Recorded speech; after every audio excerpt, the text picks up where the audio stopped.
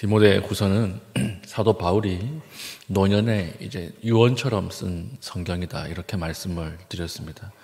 썼을 때가 감옥에 갇혀 있을 때예요. 로마 감옥에 갇혀 있을 때인데 사도행전에 나오는 감옥은요 가택연금이었습니다. 우리로 치면 코로나 격리였어요. 집에서 못 나오게 하면서 그 안에서 이제 감옥처럼 이렇게 죄수를 놔두는 그런 형태였고, 오늘 이 디모데 후서를 기록하는 감옥은 어디냐면 그런 감옥 아니에요. 우리 그 2주 동안 격리돼도 힘들었잖아요. 근데 그런 감옥이 아니고 여기서 이 감옥은 큰 바위를 안을 파내는 것입니다. 파내고 죄수를 그 안에 던져 넣는 거예요. 그러면 그 나올 수 없고 밖을 볼 수 없고 굉장히 열악한 환경이 되겠죠. 로마에 갔을 때 사도 바울이 갇혀 있었다고 여겨지는 감옥 이 바위 안을 들어가 본 적이 있습니다. 들어가 보면 진짜 10분도 있기 싫어요. 거기 얼마나 참 무섭고 열악했을까. 그래서 안에서 사람을 넣고 이렇게 살게 하다 보면 온물이 쌓이겠죠.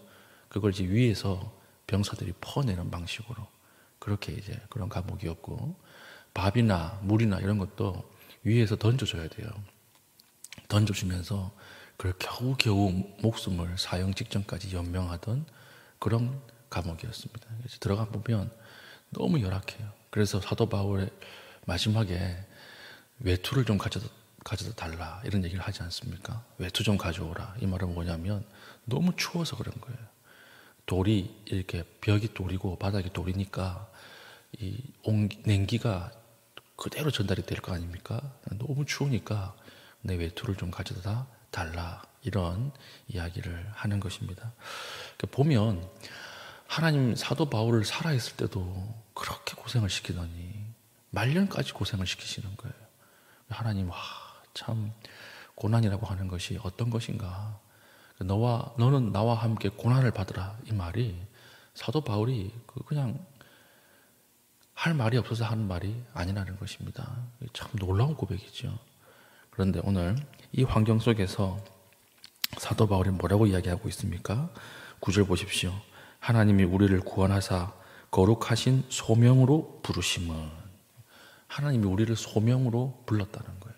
소명으로 불렀다. 하나님 모든 사람을 두 번 부르십니다. 첫 번째는 구원으로서의 부르심이에요. 믿지 않는 나를 믿게 만드시는 것입니다. 구원으로 한번 부르시고 그 다음 부르심, 두 번째 부르심은 소명으로 부르시는 거예요. 하나님 맡기신 사역이 있어요. 맡기신 일이 있습니다. 그걸 깨닫게 하시는 것이 소명으로서의 부르심이에요. 저도 마찬가지죠. 저도 믿지 않는 가정에서 하나님 불러내서 구원으로 부르셨어요. 구원으로 깨닫고 난 이후에 하나님이 또 뭘로 부르셨습니까? 목사로 부르신 거예요. 누구나 마찬가지입니다. 어떤 사람이라도 이 땅에 살아갈 때 하나님이 구원으로 부르시고 소명으로 부르십니다. 그래서 우리는 구원받은 감격과 기쁨 플러스 하나님께서 우리에게 주신 일, 사명, 이것을 감당해야 될 책임을 가진 존재다라고 하는 것이죠. 그래서 사도 바울은 11절 보면 자신을 무엇으로 불렀다 이렇게 말씀하십니까? 내가 이 복음을 위하여 선포자와 사도와 교사로 세우심을 입었노라. 이 정도 되면 모든 것이 다 그냥 지긋지긋하지 않겠습니까? 그렇게 많이 맞고 배신당하고 그렇죠. 병에도 시달렸을 것이고 사람들과의 관계가 끊어지고 복음 때문에 내가 내 인생이 망했다 그러면 내 이제는 지긋지긋하다, 빨리 죽고 싶다 그러고 그럴 수 있겠지만 사도 바울은 끝까지 어떻게 하는 거예요? 나는 사도로 부르심을 받은 사람이고 교사로 부르심을 받은 사람이고 하나님 앞에 복음을 선포하는 자로 부르심을 받은 사람이다. 이 소명을 끝까지 지키고 있다는 것입니다. 그래서 사도 바울이 디모데에게 사명자로 부르심을 받은 사람들이 지켜야 할 것이 무엇인가 두 가지를 이야기하고 있죠. 첫 번째는 13절.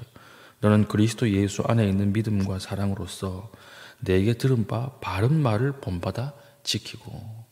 바른 말은 무엇입니까? 사도 바울이 디모데에게 했던 복음의 내용이죠. 이것을 본받아서 지키라, 끝까지 지키라는 거예요. 두 번째는 뭐죠? 14절. 우리 안에 거하시는 성령으로 말미암아 내게 부탁한 아름다운 것을 지키라. 복음을 들은 대로 살라는 거죠. 살라. 하나님의 말씀을 지키고 그 말씀대로 살라. 이거 두 개를 합치면 뭘까요? 충성이에요. 충성. 신실함이에요. 끝까지 가는 거예요. 충성이라고 하는 단어는 원래 사람한테 쓰는 단어가 아니라 그랬습니다. 충성은요, 사람이 할 수 없어요. 충성은 무엇이냐면 처음과 중간과 끝이 똑같은 거예요. 인간의 노력으로 안 되는 것입니다. 이건 누구만 쓰는 단어냐면 하나님에게만 쓰는 단어예요. 하나님은 우리가 과거에 구약 백성들이 하나님을 배신했을 때도, 하나님을 찬양할 때도, 하나님을 떠나 있을 때도 여전히 신실하셨죠. 여전히 한결같으셨죠. 여전히 사랑하셨죠. 그때 쓰는 단어가 충성이에요. 이 단어를 지금 사도 바울은 자기의 영적 아들인 디모데에게 쓰고 있는 것입니다. 내가 끝까지 충성했다는 거죠. 내가 끝까지 충성했다. 그렇기 때문에 무엇보다도 너도 이 길을 끝까지 지키고 충성하라. 이렇게 이야기를 하고 있는 것입니다. 사랑하는 교회 여러분, 끝내는 것은 내가 아니에요. 끝내는 것은 하나님이에요. 시작도 하나님이고 끝내는 것도 하나님이에요. 우린 착각해요. 우린 내가 시작하고 내가 끝낸다고 생각을 합니다. 그래서 많은 사람들이 힘이 없어서 끝냅니다. 이렇게 이야기를 하고 흥이 안 나서 끝납니다. 아니면 자격이 없어서 시작 못합니다. 이렇게 이야기를 하지만 교만입니다. 시작하는 것도 하나님이 시작하는 것이고 끝내는 것도 하나님이 끝내시는 것입니다. 그래서 하나님께서 나는 알파와 오메가요 이렇게 말씀을 하시는 거죠. 나는 시작과 끝이다. 이렇게 이야기를 하는 것이죠. 하나님이 끝났다 하기 전까지는 끝난 거 아니에요. 베드로 보십시오. 예수님을 저주하고 끝났다고 생각했죠. 예수님 도망가고 이제 다 끝났다고 생각했어요. 그런데 예수님 다시 오시잖아요.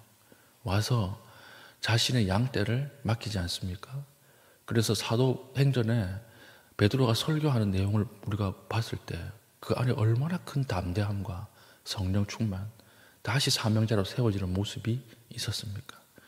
그러니까 우리가 생각할 때 끝난 거지 하나님 생각할 때는 끝이 아닐 수 있다라고 하는 것입니다. 자아가 강한 사람이 있어요. 항상 자신이 끝내려고 해요. 자신이 판단해서 끝났다라고 생각을 해요. 그렇지 않다라는 거예요. 주인이 끝났다고 해야 끝난 겁니다.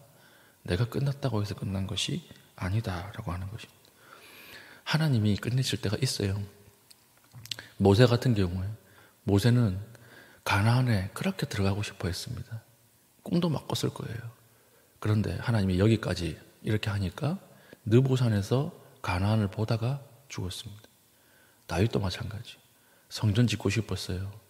그렇게 성전을 사모했는데 하나님이 그만 이 한마디에 그냥 준비만 하고 끝이 났습니다. 그래서 하나님이 끝내실 때가 있어요. 그때가 진짜 끝이라는 거예요. 그리고 그럴 때가 옵니다. 그 전에는 아무리 낙심되고 아무리 힘이 빠져도 포기해서는 안 돼요. 끝까지 충성을 다하는 것이 하나님이 원하시는 것입니다. 하나님이 끝이다 하지 않으시면 계속하는 거예요. 계속하는 것이죠. 아무리 실망해도 계속하는 것입니다. 사도 바울이 이것을 이야기하는 거죠. 이것을 자기가 철저히 지켰기 때문에 디모데에게도 이 말을 하는 것입니다. 내가 부탁한 것을 끝까지 지키라. 오늘 우리에게 신실함이 있습니까? 하나님께서 끝을 하기 전까지 끝까지 사명의 길을 달려갈 수 있는 주의 귀한 종 될 수 있기를 축복합니다. 두 번째는 이제 사도 바울이 이런 얘기를 하죠. 15절 보십시오. 아시아에 있는 모든 사람이 나를 버린 이 일을 내가 아나니 그 중에는 부겔로와 허모게네도 있느니라.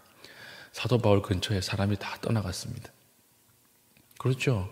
이제는 사형 판결을 받고 이제 기다리는 사람을 누가 친밀하게 우대를 하겠습니까? 다 사람이 떠나가요. 여러분, 시험 가운데 있을 때 가장 먼저 일어나는 일이 뭘까요? 주변에 사람이 떠나간다는 거예요. 사람이 없어요. 그렇게 잘 나갈 때는 간도 쓸개도 다 빼줄 것 같은 사람들이 내가 어려움을 당할 때는 다 사라집니다. 그때 이제 외로움을 느끼는 거죠. 그래서 예전 속담에도 정승에 개가 죽으면 가는데 정승이 죽으면 안 간다 그런 말 있잖아요. 사람들이 먼저 떠나가는데 사도 바울도 그랬던 것 같아요. 그 중에 실명을 거론하는 사람이 있는데 부겔로와 허모게네, 이 사람들이 살아있을 때 그렇게 살아있을 때가 아니고 바울이 잘 나갈 때 그렇게 잘했던 사람인 것 같아요. 최측근 중에 한 사람인가 봐요. 근데 이 사람도 떠나갔다, 나 혼자 있다, 이렇게 이야기를 하고 있습니다. 그런데 유일하게 남아있는 한 사람이 있다는 거죠. 누굽니까? 오네시보로. 오네시보로라고 하는 사람이 그렇게 끝까지 남아서 나를 위로하고 격려했다. 사도 바울이 노년 마지막에 그게 너무 고마웠던 것 같아요. 얼마나 고마웠으면 실명을 이렇게 기록을 하면서 이 사람에 대해서 기도해라, 축복해라, 이 사람을 높이고 있겠습니까? 저는 오늘 여러분들이 오네시보로 같은 사람이 되었으면 좋겠습니다. 참 주변에 홀로 있는 사람들, 가난한 사람들, 어려움을 당한 사람들, 이 사람들은 가장 힘든 게 뭐냐면 사람이 없어요. 이야기할 사람이 없어요. 이 사람에게 여러분들이 들을 귀가 되어 주십시오. 이 사람들의 여러분이 함께 찾아가서 함께 있어 주십시오. 그냥 간식 같은 거 사가지고 그냥 가세요. 홀로 있는 분들 제가 종종 전화를 드리고 찾아가면 그렇게 시시콜콜 말씀을 많이 하세요. 최대한 들어드리려고 해요. 신방을 가더라도 제가 말씀을 전하려고 하는 것이 아니라 그냥 그대로 듣고만 있으려고 노력합니다. 왜냐하면 그 사람들은 대화할 사람이 필요하거든요. 내가 뭘 먹었는지, 몸이 어떤지 다 알아요. 이미 어디가 아픈지 다 안다고요. 그런데도 끝까지 들어주는, 그게 그 사람의 위로가 되는 것입니다. 그래서 여러분 곁을 인색하게 하지 마시고 곁을 내어주십시오. 그게 참 마지막 홀로 있을 때는 그거 고맙고 그것이 사랑스러운 것입니다. 우리가 하나님 앞에 오늘 하루 살아갈 때 이런 오네시보로 같은 마음을 가지고 홀로 있는 사람 찾아갈 수 있는 그런 주의 종 될 수 있기를 축복합니다. 오늘 두 가지 말씀을 가지고 기도하겠습니다. 우리 기도할 때에 하나님 끝까지 충성을 다하는 농부의 인내를 허락해 주십시오. 기도하시고, 두 번째는 하나님 내 다가가는 발걸음의 방향을 홀로 있는 사람들, 그리고 아픈 사람들, 이 사람에게 오늘 하루 전화라도 한번 하고 마음을 두는 그 발걸음으로 인도하여 달라고, 우리 두 가지를 가지고 합심하여 기도하신 이후에 개인적인 기도의 제목을 가지고 기도하시고 자유롭게 돌아가시겠습니다.